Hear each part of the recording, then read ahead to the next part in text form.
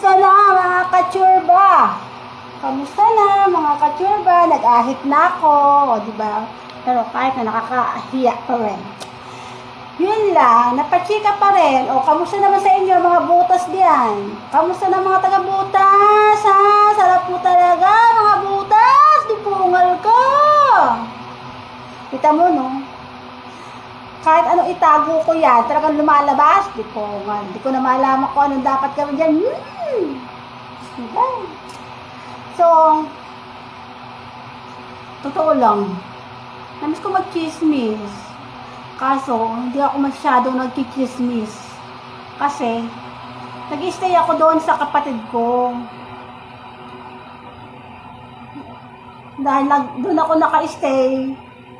Pag lumabas na yung araw, mga bandang alas 9, hanggang hapon, nag-stay ako doon. Siyempre, dahil pag naandun ako, wala akong makita sa paligid. Wala akong machismis dahil kay doon kasi sa lugar na yon, yung dating nakatira ako, maayos ang lugar na to, na yun. Oo dahil, walang pakialaman doon. Kahit magkantahan kayo dyan, ang mahalaga, itama lang sa tamang oras, sa tamang araw. Ay di po, wag naman araw-araw. At saka ang maganda doon sa lugar na yun, halos lahat may sariling kontador. Sariling tubig. As in, makikita mo talaga kung hanggang saan ang magagamit mo sa buong buwan. Sa buong buwan. Yun nga yun. So, yun. Dahil dyan, napachika ako. Alam mo naman, pag napapachika ako, sinisingit-singit ko muna kasi may mga time na wala rin akong oras dahil lalo na pag hindi ako ready. So, kuya, naman sa may pakaramdam ko, alam mo naman, sobrang init kasi. So, yun nga. Kaya na may umaayos nga dyan. So, yung gumagawa dyan, sinika-chika ko, sabi ko, kuya, baka naman, pakiayos naman to.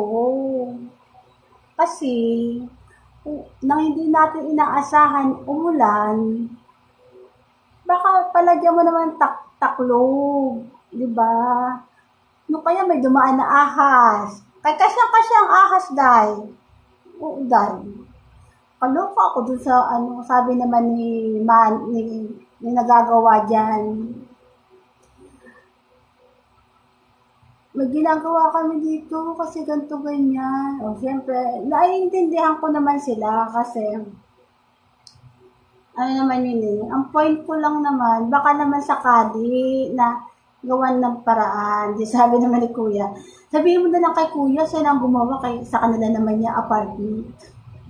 Kasi sabi, hindi naman kami nakabutas niyan. Kasi nga, may tinanggal, kaso sunod-sunuran, pagtanggal ng isang doon sa kabilang apartment. Kaso nagdire-diretso, kaya kasama kami. Ayun lang. Kaya sabi ni kuya, hayaan mo na, bahala ka na kung ano bang lumipat na ibang apartment, maghanap ka, kaya para wala kang problema. Natawa din naman ako kasi maganda rin naman sa idea ni kuya. No? Kasi alam nilang sila, tawagan naaabala, sa totoo naman naaabala naman talaga, pati magabok. Sabi ko kuya, kung gusto mo, maghanap pa na lang ng apartment, kasi marami naman dyan magaganda, tingnan mo, ganito, ganyan. Ang ganda ng idea, pero hindi ko pa nadadaanan kung sakali. Kasi ang hirap naman talaga, marami talagang time na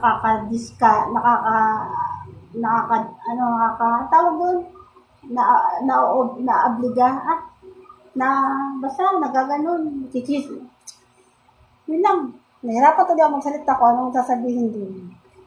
Kaya yun, ang ending sa pagkikismis ko, yun pa rin ang topic ko. Wala eh, ayun talaga. Ayun ang nagawa ko. Yun lang. Na Kaya maghahapunan na ako. Sa totoo lang, ang ginagamit ko lang sa hapunan ngayon ay ganito, ganito. Yan ang hinahapunan ko lagi. Tsaka sa umaga. Tapos nakain ako ng kanin sa tanghali lang, pero konti. Siyempre, para maganda, mag-okay-okay ang BP. Kasi nga, sobrang init talaga ngayon, sobra hirap.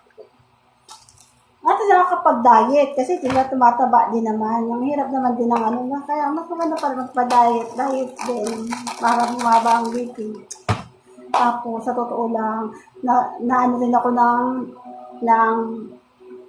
nainom naman talaga ako ng gamot. Nalaman pagka nainom ako ng gamot, wala lang, kinikismis ko lang uli yung sarili ko. Wala akong masabi.